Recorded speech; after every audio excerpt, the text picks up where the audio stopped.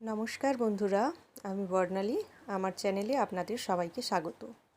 আজকে আমি আপনাদের ডিএলএড ফার্স্ট ইয়ারের বেঙ্গলি অ্যাসাইনমেন্টের খাতাটা কিভাবে বানিয়েছি তা আপনাদের দেখাবো।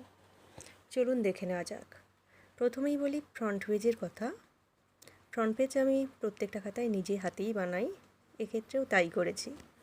আর সেক্ষেত্রে ভালো লাগবে বলে অ আ হ্রস্বই এই লেখাগুলো একটু মোটা তুলি দিয়ে লিখেছি। তারপর বাংলা ভাষা সংক্রান্ত একটা বাণী লিখেছি, যেটা রবীন্দ্রনাথ ঠাকুর, এবং তার ফটো দিয়েছি। তারপর দিয়েছি সূচিপত্র।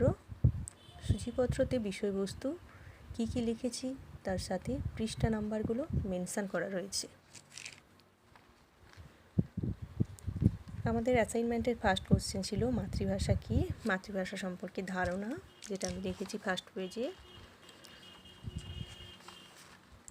তারপরে লিখেছি মাতৃভাষা শিক্ষার উদ্দেশ্যগুলো কী কী, এক্ষেত্রে গ্রহণমূলক, অভিব্যক্তিমূলক, রসসঞ্চারমূলক, সৃজনাত্মক, এই উদ্দেশ্যগুলো প্রত্যেকটা ব্যাখ্যা করেছি।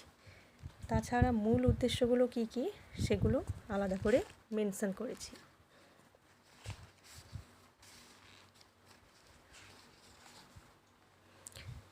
মাতৃভাষা চর্চার উপযোগিতাটা কী বিভিন্ন দৃষ্টিভঙ্গিতে, সেটা এরপরে কোশ্চেনে আলোচনা করেছি। সেক্ষেত্রে সামাজিক দৃষ্টিভঙ্গি, ব্যক্তিগত দৃষ্টিভঙ্গি এবং জাতীয় সাহিত্য সৃষ্টির ক্ষেত্রে তার ভূমিকাটা পৃথকভাবে আলোচনা করেছি।